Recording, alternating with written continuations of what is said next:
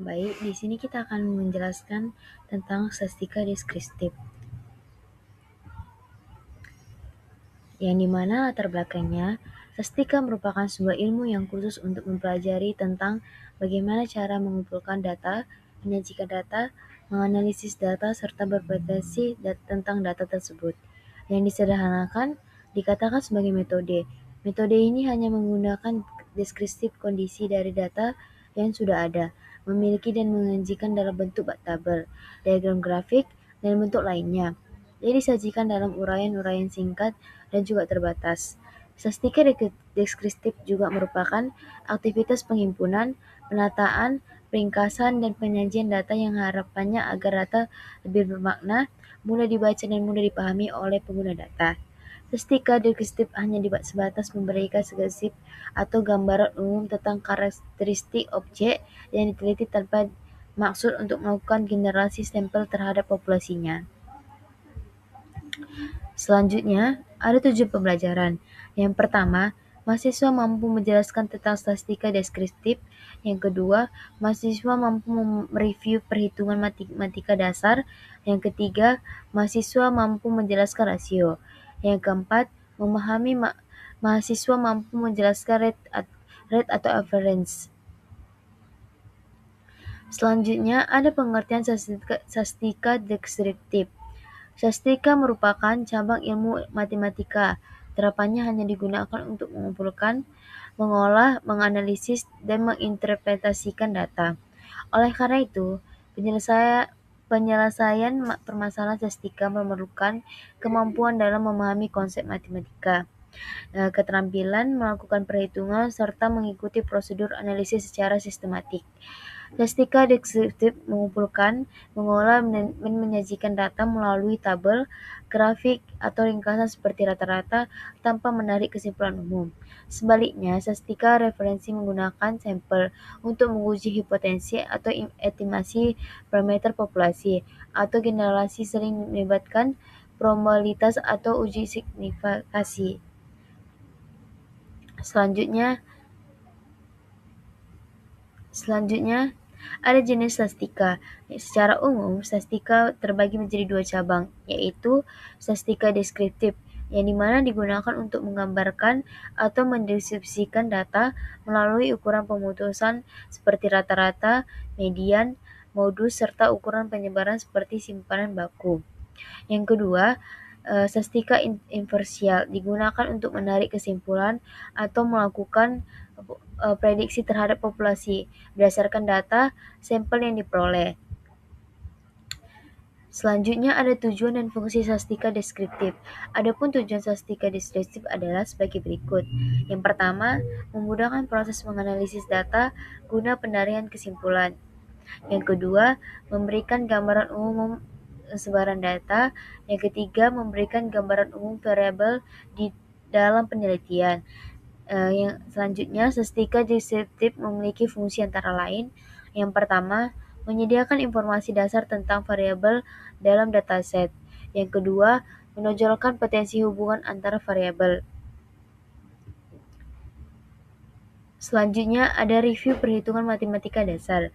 Review perhitungan matematika dasar adalah verifikasi ulang operasi perhitungan penjumlahan, pengurangan, perkalian, dan pembagian data rekap medis untuk menjamin akurasi total pasien dan rata-rata sebelumnya, dan analisis statistika lebih lanjut. Perhitungan matematika dasar meliputi penjumlahan, pengurangan, perkalian, pembagian, digunakan untuk menghitung jumlah pasien, menghitung rata-rata, atau menghitung prestes tujuan, menjamin keakuran data sebelum dianalisis.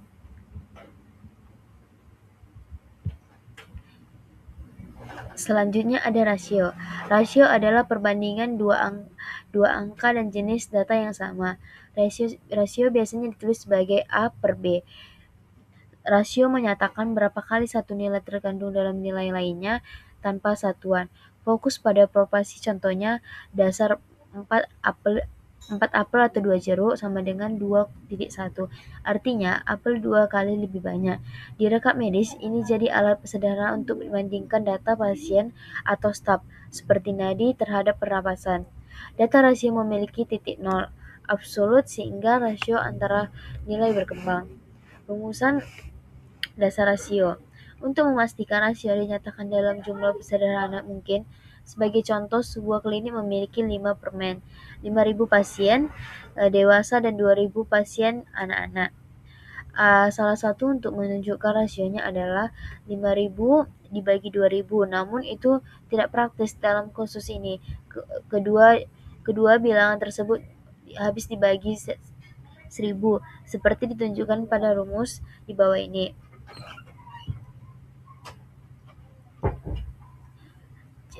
Selanjutnya adapun ciri-ciri dan jenis rasio. Ciri-ciri rasio. Yang pertama memiliki nilai nol mutlak, yang kedua dapat dilakukan operasi matematika, yang ketiga bersifat proporsional, yang keempat tidak memiliki satuan. Contohnya berat badan, tinggi badan, dan jumlah pasien. Selanjutnya ada jenis rasio.